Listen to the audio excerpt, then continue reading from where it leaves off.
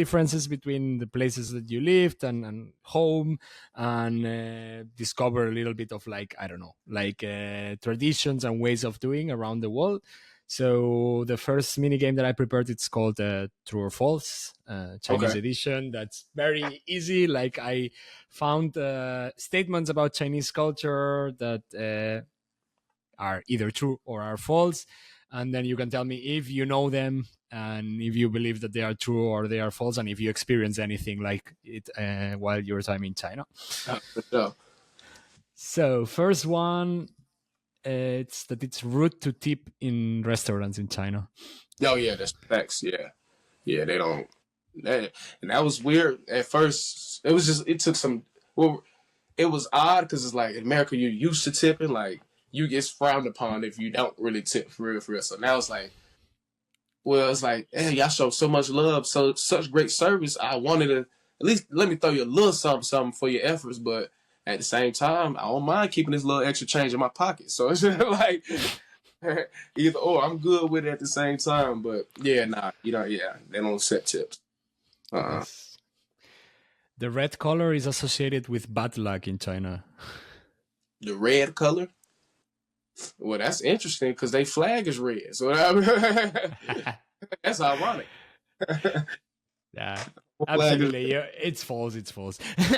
Yeah. you get the good tip. No, it's actually a symbol of good luck. So I suppose their flag it's also like that because of that. So yeah.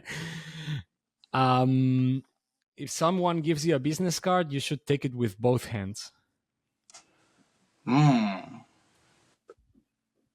See, I never received no business card from a native, so I'm not even really sure about that one.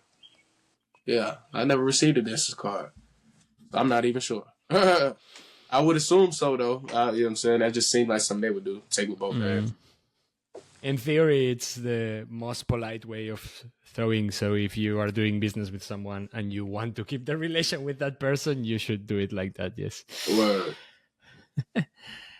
Talking about guests or signs of respect, one of the most common things to show respect to guests is serving tea.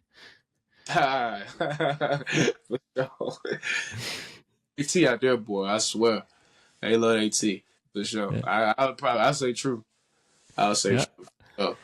Absolutely. I think the tea culture is very high, no? They're like, that's something that you do daily nearly. Oh, yeah. It's like tradition. We already talked about red color, but now I will switch to white color. White color is associated with happiness and celebrations in Chinese culture.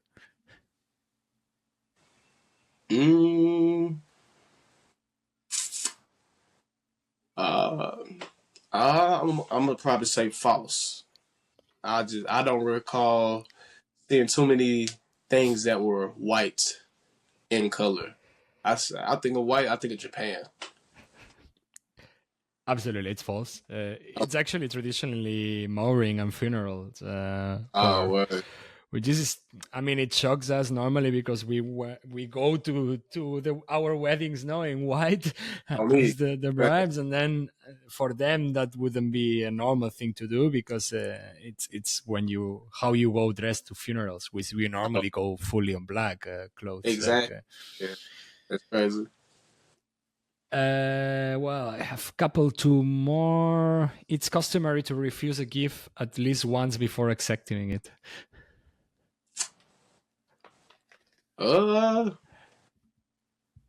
Yeah, I don't know. Anytime I was offered a gift, I took it when I was out there. Cause I just felt like it was just y'all trying to show love. So like, you know, I ain't trying to deny it or nothing. Like, you know, you give it love. Hey, I'm receiving it. Let's do it. Theoretically, you should do it once, like, oh, no, thank you. And then they need to offer it again. And then you take it. And it's a matter of like, I'm not here for your presence only. I'm here for your company. But okay. I don't know if it's really applied like this. If any of the listeners is in China, they can put it in the comments. Maybe this one, you know, when dining in a group, it's polite to start eating as soon as the food is served, or you need to wait for everyone to have their food.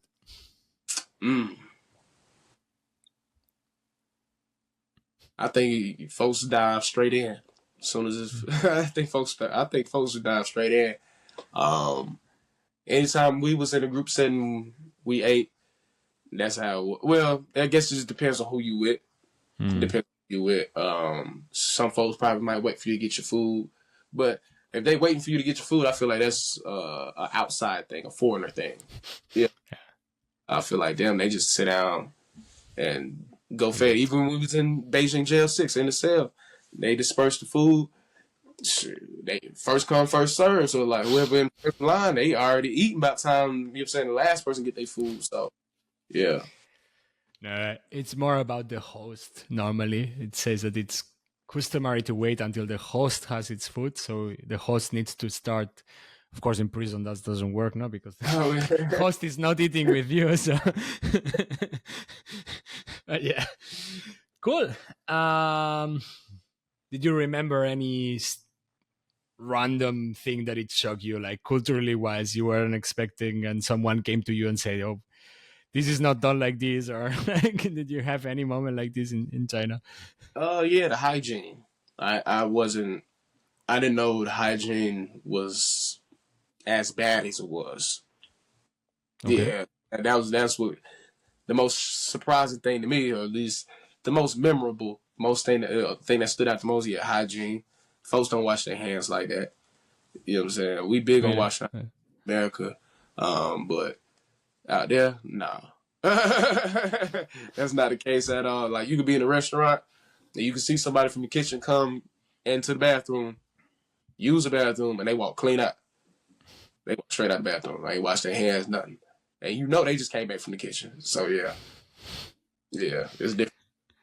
Yeah. Crazy. Very not passing the standards, no, probably in, in the US. Cool. So the next mini game that I prepared, actually, it's called Food Roulette, and I'm prepared and search for Beijing street food, and I will name you street food from Beijing and China in general, and you can tell me if you try it or not, and if you prefer the one version, one thing, or the next one. So it's a little bit of Okay. like, if you haven't tried, you just say it and we take the one that you tried. But you said that you like Chinese food, so I hope Yeah, you yeah. tried most of it.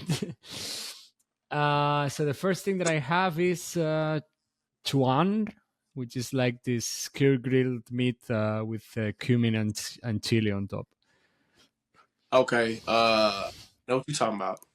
But I didn't really eat a whole lot of meat when I was in China. I don't know what you're talking about. I was like, I don't really trust the meat. I ain't gonna trust meat. So I was mainly vegetarian while I was out there. Yeah, I ate a Cool. lot. Noodles, rice, vegetables, fruit, tofu, stuff like that. Cool. So we will skip that one, and then I will try to bring the non-meat ones that I Word. have. Do you know baozi? Yeah. The Yeah. steam bu- yeah. Yes. What? Hit 7-Eleven every morning. What? Hey, let me get two of them. The spinach and mushroom one. Boy, that joint was so fire. Man, I'm getting flashbacks now. Think about it. For sure. Yeah. Them things fire.